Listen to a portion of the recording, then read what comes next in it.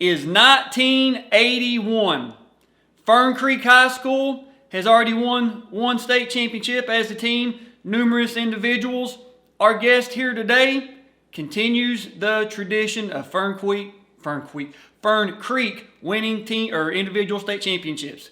Sir, if you would introduce yourself. Good morning. I'm Mark Hitchings, Fern Creek grad, 1981. And of course, you're an individual state champion from Fern Creek. Yes, sir. 1981, 167 pounds. Of course, this is the video. We have the video, we have the introductions, and we have the medal ceremony. I think you were telling me off camera you've never got to see the introductions or the medal ceremony, except you actually lived it, right? That's correct. I actually have them. I never knew it, and I haven't looked back at it, but no, I've never watched the introduction or the medal ceremony. And, of course, in 1981, you win your individual state championship. But before we watch the video, what gets you into wrestling? Oh, that's a funny story.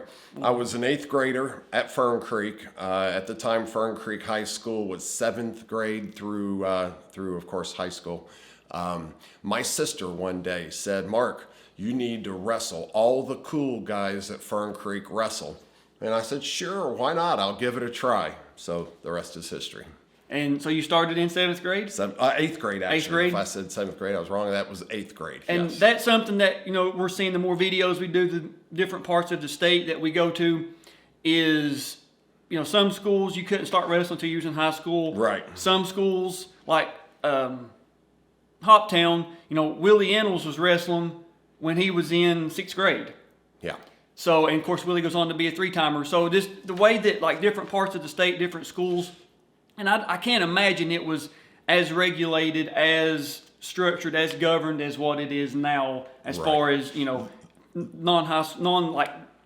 freshmen through seniors wrestling, Right. competing in. There was no youth wrestling. There was no middle school wrestling. What you did have is a few kids around the state that had older brothers that wrestled that would then wrestle with the team or at least hang out with the team to get an introduction to the sport. Right. Now, before we go over your bracket, you also were the coach at Fern Creek. Kind of talk us through that. You had some little bit of success as the coach. Kind of walk us through. Yeah, it goes back to my two sons, Bran and Brent. When they were 6, 7 years old, I said, "It's time to put these boys on the mat." We'd done all the work on the living room floor that we could.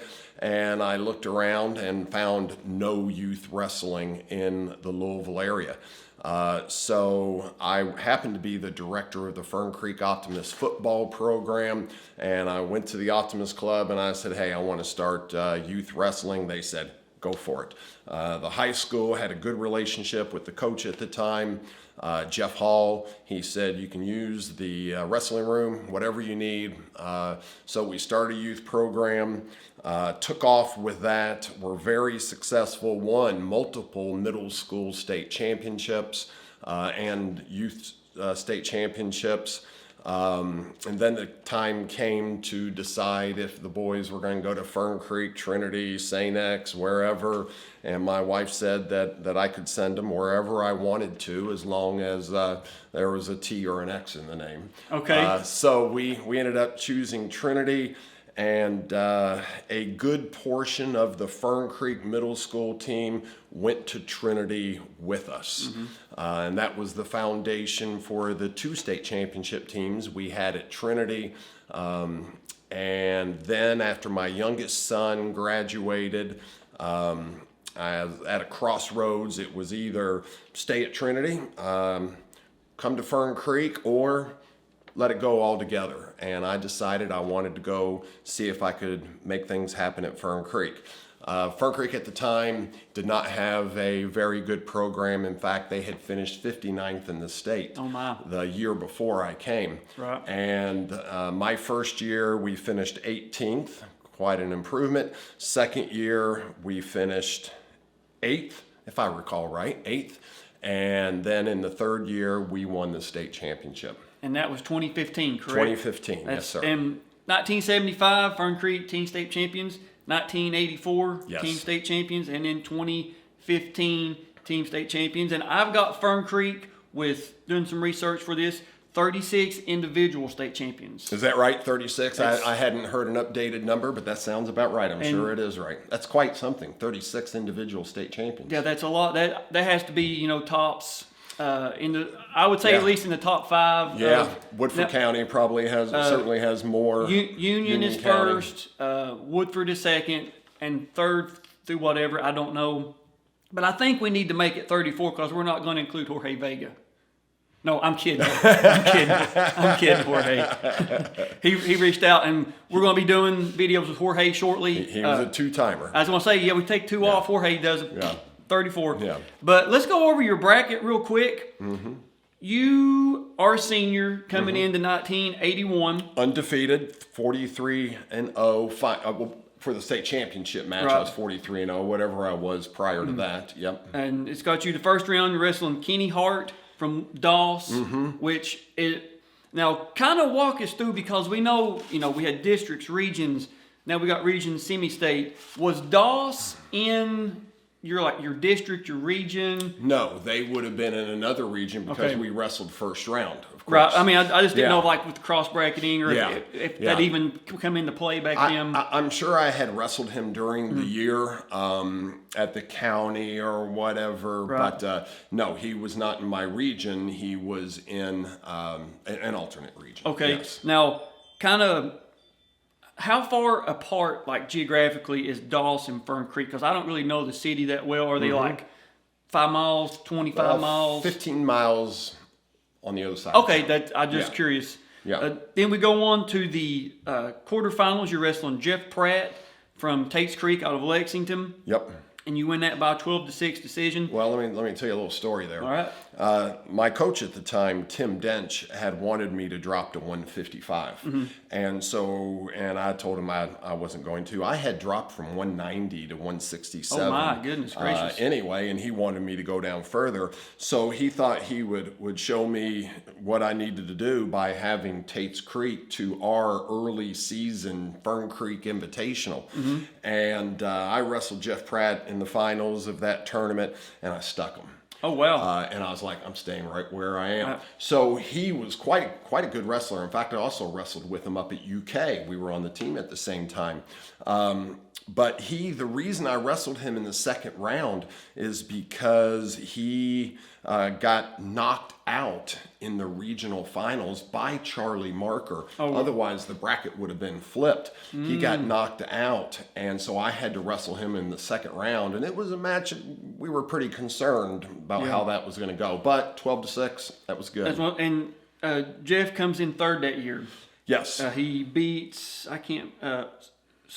from East Hardin, I'd have to look at the name, but he wins third place that year. Yep. You go on to the semis. You're wrestling Keith Baker.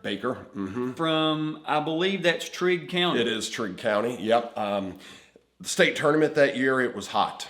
Atherton gym had no air conditioning, and it was sweltering in the gym. I remember that match that we were both so wet you couldn't get anything done. I only won 6-4. Earlier in the year, I had beat him by 15. But I was happy. I advanced. That's all that mattered. And when, like you said, a 6-4 decision on that. Now, let's kind of talk a little bit about the person you're wrestling. You're wrestling Charlie Marker from Lafayette, and it's got him winning by disqualification over Gibbs, Richard Gibbs from J-Town. Do you remember anything about how the DQ come? No, other than I can tell you that he was hurt. I wrestled him frequently here in Louisville. J-Town's 5 miles that way. Okay. I wrestled him frequently, and he did have towards the end of the season, he had a knee injury and was struggling to finish, so I suspect that had something to do with that knee injury. And when you say over that way, we're here today. Thank you, by the way, for inviting me to your beautiful home. Here, we're in actually Fern Creek, like the actual geographical. Absolutely, in the heart of Fern Creek. And it's a beautiful home. We're down here in your man cave. It's really cool that we're here. But like I said, thank you for inviting me. Now you're wrestling Charlie. Get to the finals. Now I've got you in 1980, 145 pounds, Third place. Yes. You beat Paul Funk 17-4. In the third place match? I believe that's what I've got. Interesting. Yep. Yes, sir. I'm sure that's right. And in 1979, I got you 138 pounds. You get to the semis, and you drop a 12-1 decision to Todd McAnally from Danville. Yeah, Todd McCanley. McCanley, okay. McCanley, he was quite a wrestler. Those that remember back that far, he was something else. He was great. He was beyond me at the time as a sophomore and a junior. And I lost to him at the state tournament both years. Oh, did you really? Yeah, it put me in the losers bracket.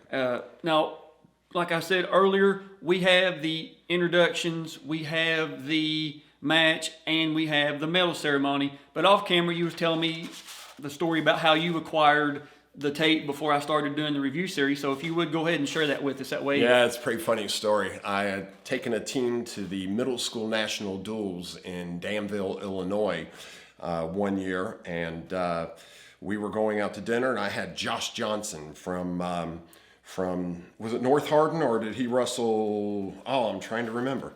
Not North Hardin, not Central Hardin. What's the other Hardin? John Hardin. That's it. John Hardin. Josh Johnson was in my back seat, and we're driving down the road, and Josh says, "Coach, you're going to have to teach me that thing you did in the state championship match where you did this, that, and the other." And I'm listening to him. I'm thinking, I said, "Josh, you weren't alive then. How do you? What are you talking about?" And he said, "Well, I've seen the tape." I'm like, "What tape? There's a tape?" He said, "Yeah, my neighbor who wrestled for North Hardin at the time, who taped the entire state championship." He said, "Yeah, I've watched it. I've watched it a number of times." And so I had that tape or CD in my hand in about 2 days. Oh yeah. Yeah, I'd never seen it until then. That's the beauty I love about doing this is, the collection. I've got 29 of the 59 years. 1981 was the most recent video that I was able to acquire. Thank you to the Cole brothers for giving me that. And I've watched all of the 29 that I've got multiple times, whether it's editing, getting stuff ready for videos or just personal enjoyment. And the 1981 year is probably one of my favorites to watch. You start off with Jerry Whalen. You got Robbie Clarkson. You got Cole from Connor. Todd King and Robert Irvin. Yeah, Robert Irvin. We now have both of Rob Irvin's. He got his 81 and 82. We're going to be meeting with Rob in case you guys have reached out. We're going to be meeting with Rob at some point. But 1981 though is just a fun year to watch. I mean, top to bottom, Rob's match goes into overtime. Robbie Clarkson is the second 4-time state champion from Connor. Jerry Whalen, I think Jerry was 2 or 3 times from Louisville Eastern. He wins his by in a great match. He wins his by a fall. I mean, I learned a little bit about a school called Stewart that was here in Louisville that had wrestling. I think 185-pound. Of course he doesn't win it, but the gentleman that was in it from a school called Stewart, I didn't even know was a school until I watched this. Yep. So the amount of history we're able to collect, the amount of gentlemen we're able to meet with, the stories we're able to hear from this series, what we've been able to find is... And you want to know, coaches that came out of that state championship, that year, Jerry Whalen. Lawrence County? Lawrence County, the Merton brothers, yes. Sir. And of course, Robert Irvin. Yeah, he's done a little bit with Union, not a whole lot. Bit, just a little bless their hearts. They might have a program one day. We're kidding, guys. We know you all are king of the mountain here. Yeah. But it's a great year to watch. And before we do put it on, I converted this, and you got to understand these are from the original 1981 tapes. Yeah. So the audio, which you'll be hearing audio through the microphone, but the tape quality, there's a few little parts where it skips. There is some of the static lines. It's not edited or a graphic. It's legit the way that it comes. And something too about Atherton, I've got 82, 83, 85, 86, 87, the 94, 95. Of course, we go to the horse park in 96. But this is the first year I have at Atherton that you guys are introduced under the lights. Yeah, I don't remember that. I'm looking forward to seeing that. That was cool. And they do, which it's not going to be on this video, but just take my word for it. They do like a flag presentation, national anthem, all that under the lights. They introduce everybody, and it's just a really cool really cool scene. And like I said, this is one of my favorites to watch. So we're going to get the TV set up, make the short trip. We're not going to drive. We're going to, I guess, take the DeLorean, if you will, back to 1981. Doc Brown, Marty McFly's coming with us. We're going to go back to 1981 and watch you win the state championship, man. Let's go. Awesome. Can't wait. So you guys are seeing what we're seeing. We're at Louisville Atherton Gym. And do you know the reason why Atherton was chose as the site location for? Size of gym. It was the biggest high school gym in Louisville. Okay, see, that was something, I don't remember who it was, what video it was. Centrally located in the state. It was the size, like I said, forgive me, but the person I've done the interview with, or whoever I met like off camera, said that at the time it was the largest gym in Louisville. And every video I have from Louisville Atherton, the gym is full. I mean, it is absolutely packed. Every single video that I have, which is great to see. Well, you have all the Louisville schools are local and could easily travel. And so that made a big difference. You actually, perfect segue, we didn't talk about this, but did you, like after you win your semifinals, do you like stay at the gym? Do you come home? How does that work? Because like with Tendai Charasika, he won it 94, 95. He come home and we went home. That's what I was going to say. We went home and I laid down, relaxed, and chilled out. Chris Zenner, 1989 state champion from St. Xavier, he lived in Oldham County. After as soon as he won it, said they left and we went home, showered. His semifinal match. Yeah, semifinals, semifinals. And went home, went back to Oldham County and chilled out, and then come right back, almost like just right for time for dinner. Atherton's 5 miles up the road. Is it really? There. Yeah. I have to go up there one day, maybe do a video about that. But yeah, that's just the history that gym has.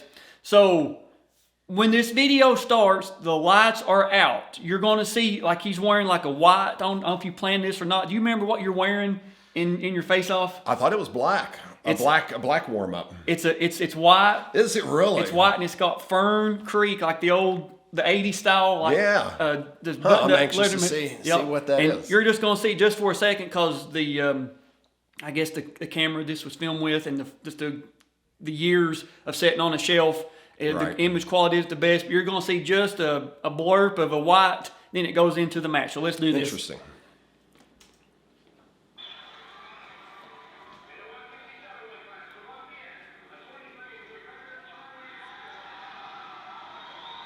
Charlie Marker. Yeah.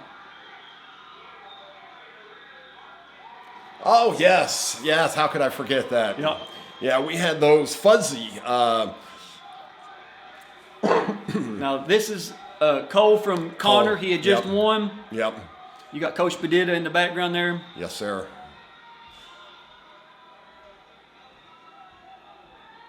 And I put this part in because it announced your name, and I didn't want to cut that part out. Now, who were your coaches in the corner? Tim Dench and Kenny Wilson. And Kenny was really a football coach, but Dench was our only coach, so Kenny came along and helped, and he was at all the practices. But he didn't know much about wrestling, but we loved him. He was a great guy. Coach is a great guy. Tim Dench, he also filmed a number of the state championships, because I've got some videos with his like old contact information on it, and we've reached out, and he said everything he had, he turned over to the archive that I got these from. Now, I think this is your corner down here. Yes, sir. And I can see Dench standing up there in the corner. Now, yeah, I always, after I got the ankle band, I'd always come back to my corner, put the ankle band on, and Dench would give me a good whop upside the head. I got you. Yeah. I used to do that when I first started coaching, until I had a dad say to me, "Hey, Mark, don't do that anymore. You made him dizzy." So I quit hitting the kids in the head. I got you. All right, so right out of the gate. I'm in on a single. In on a single.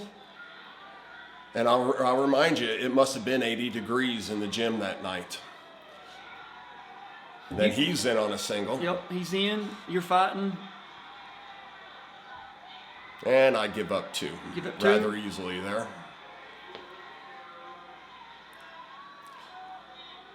Yeah, I think you're on J-Town's mat here. Yep. All right, we're out. Now, you talk about ankle bands. Referees have a flip disc. You guys wear ankle bands, but referees didn't wear wristbands. Is that right? Yep. Yeah. The first video we have of Kentucky referees wearing ankle or wristbands is 1989. 87 they don't. 89 they do. So somewhere in that. 88, 89 is when they picked them up. This is the part that messed up, guys. Yeah. I'm sorry. It's just the audio's still here, but the image quality. What I did there, the part that you can't see, is I tried a wrist lock, which is now illegal, rolled across my back, almost gave up back points, but I recovered and did not. Also didn't get an escape either. Yep. He rides me tough here. Trying for that switch right there. Try the old standing switch. And I kind of get caught there, and I'm like, okay, I got to get my arm out of here. Gotta get out. Gotta get out. And it's videos like this. It's great to see the progression of Kentucky wrestling. Just how far. There you go. There you go. Boom. Reverse. And that's that wrist lock again. Yep. Now illegal. If I'm right, I think that's illegal. I was a Navy rider, so I always was working the hips. Right there, you see, he stands up. I split the legs, and I'm right into my Navy ride. But he was had pretty powerful legs, and I wasn't able to do anything with it. Yeah, nice escape. He controlled my tight waist there and got out. And something too about this referee would point. You know, they would give their points, and they would point at the hold your hand up and point at the wrestler. Right. End of the period. That would have been 3-2 him. I believe that's about what I've got it. Yep, that's right. Yep.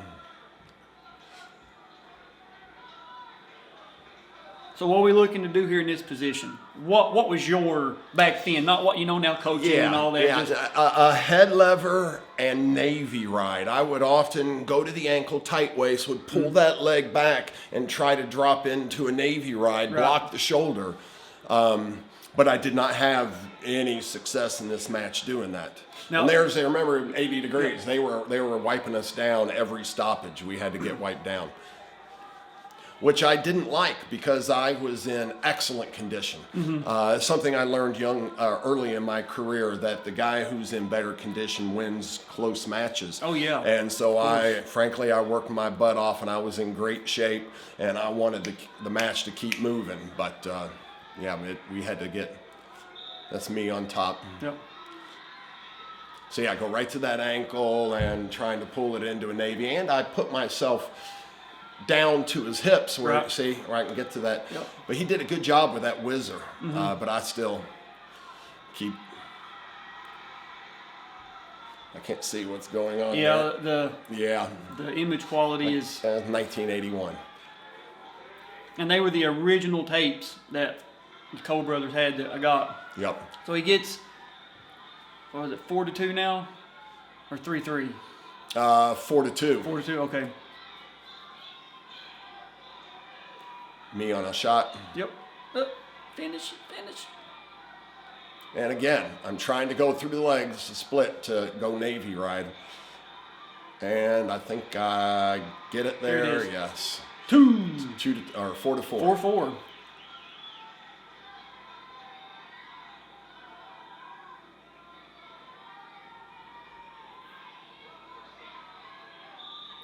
We're out. They called you guys out pretty quick back then. Yeah, like right on the. I think all you had to have was one foot out of bounds, oh, really? And you were out. That might be wrong. I think that was right. And another thing too about this year, in case you guys are just now watching these older tapes, the older years, is you guys started on the 10-foot circle. Oh yeah, back far away from each other. Yeah.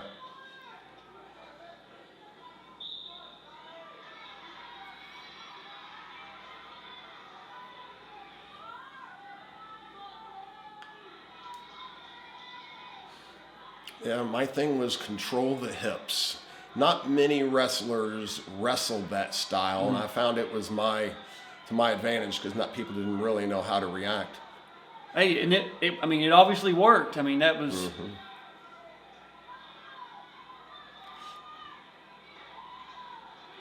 There it is. There we go. Navy, but I didn't control the shoulder before he rolled through, so he was able to roll right through. And it's like you're trying some type of a inside cradle or something. There we go. Yep. So what score do you have here? I've got it 4-4. 4-4.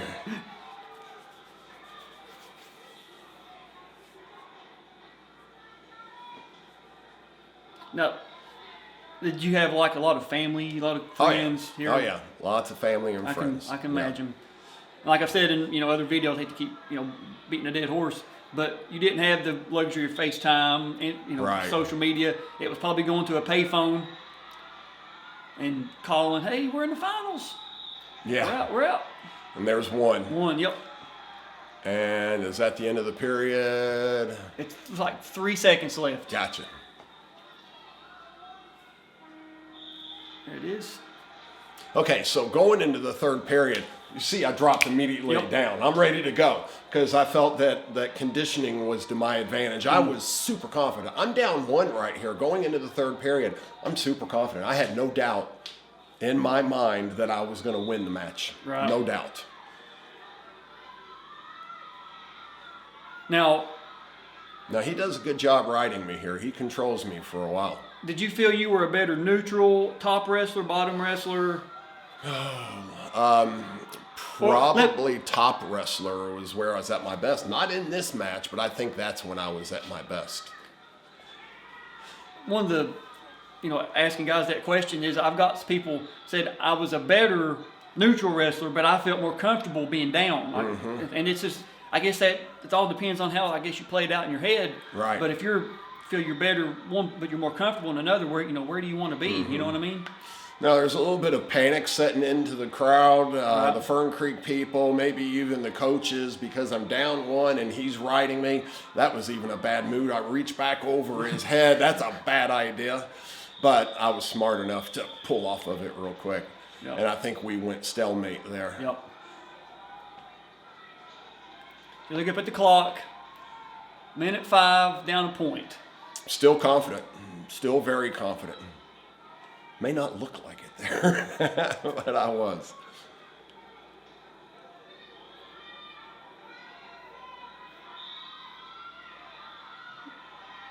You can hear a "Let's go, Mark." Let's go.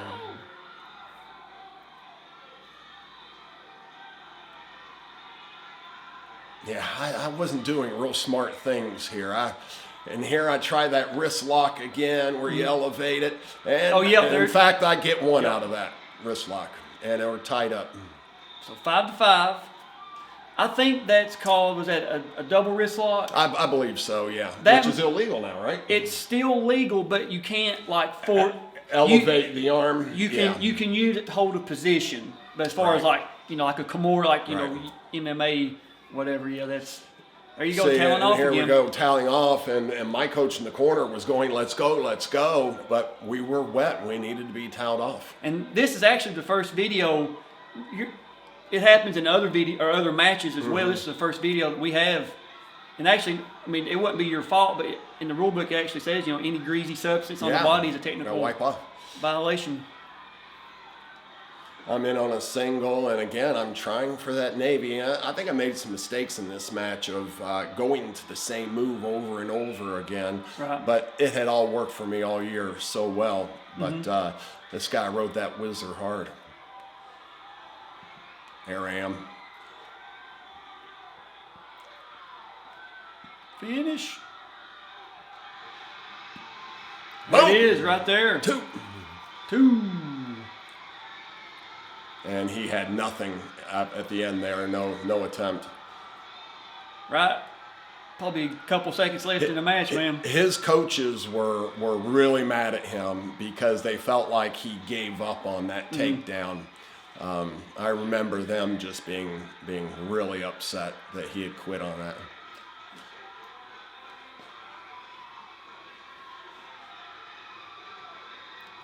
There you are, man.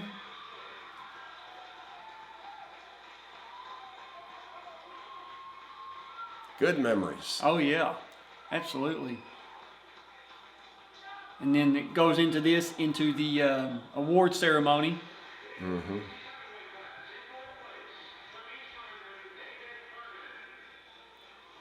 And this is the 167 award ceremony.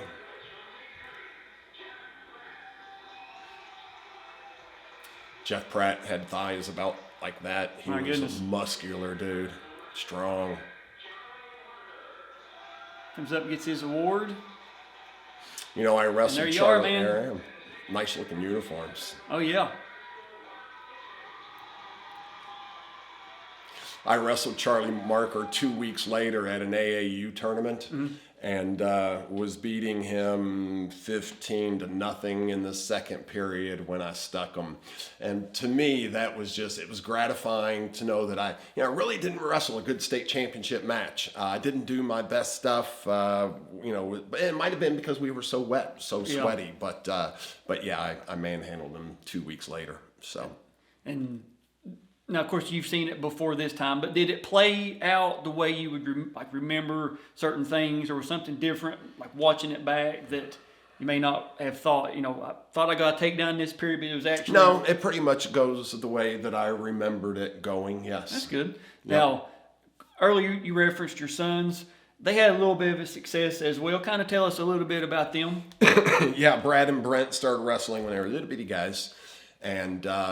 our first success in middle school, Brad was a 3 or 4 time middle school state champion. Brent won the middle school state championship as a 4th grader, wrestled an 8th grader in the finals. Wow. Elliot Martin from Seneca, you may recognize the name.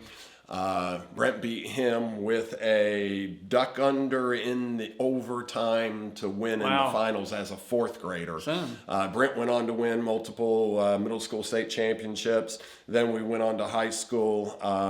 Brad and Brent, they were 2 years apart.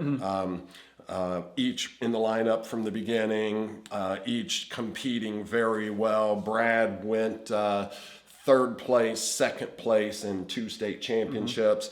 Brent went 8th place, might have been 3rd or 5th, and 2nd, lost to Kevin Cooper in the state finals, and then beat Omar Jarvis his senior year. And now we got Dad, we got to get the sons for video. We'll be meeting with them, I'm sure, at some point. I'm sure they would love it. Now, excuse me, of course, you were in the finals.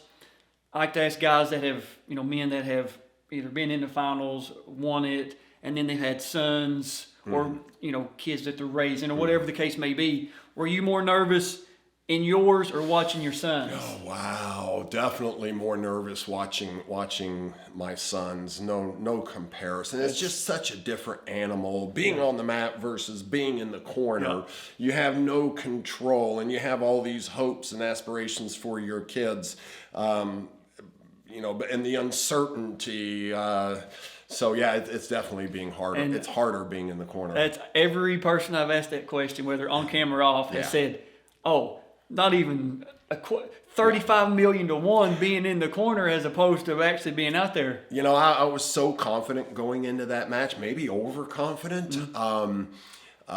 But that I was sure I had some pre-match nerves, as everyone does, but it was nothing compared with sitting in the corner for the boys with their state championship matches. I can understand that. Well, that's all we've got from 1981 with Mark Hitchings. Thank you for having me today. Thank you very much. I really appreciate it. This is our first 1981 video, and like I said, there's a lot of names that we're going to be getting with. We're going to be doing a memorial video for Robbie Clarkson from Connor. We're going to meet some of his teammates. We've done the 1979 Boone County team. We're going to be meeting, like I said, with some of Robbie's teammates. I think Robbie is up this year for the Wrestling Coach Association Hall of Fame. To me, he's the first ballot, no question. No question. And four-timer. It's kind of an interesting story. He nearly lost in his senior year final match. Yes, he sure does. Yeah, well, do you remember what the score was? I don't recall, but it's close. It's like I've watched it, but I was just like I was watching him. I was like, my goodness, man. He dominated all the way through high school and got to that state. And I'll tell you, it appeared that maybe he got a little bit lackadaisical, maybe didn't work as hard, but boy, he sure got pushed in that match. Yeah, he sure did. It was a really good match. Yeah. And this will be my plug. If you have videos from years that I don't, a lot of a new audience will be watching this video just because of who you are, a new school into the mix. We know Tim Dench was a videographer all those years. So if you have a year that I don't, you guys are seeing the list. I've acquired 29 of the 59 years. My goal is to get 59 of the 59 years. Now, whether or not we're able to get every single year, that's yet to be seen, but I'm going to do my best to at least make the effort to do it.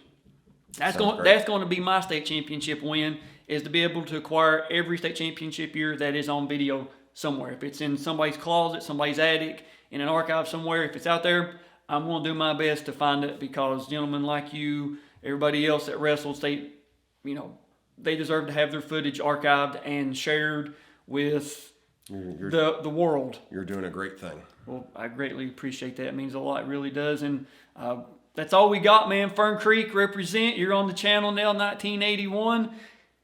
Maybe not now, but at one time Dad could do it, right? Exactly. That's my favorite line of the whole George King 2000 champion from Union County. He said, maybe not now, but at one time Dad could do it. Now you got the proof the world can see. all the men that you shaped, you had, in their mat room or whatever, they can look back and say, you know what?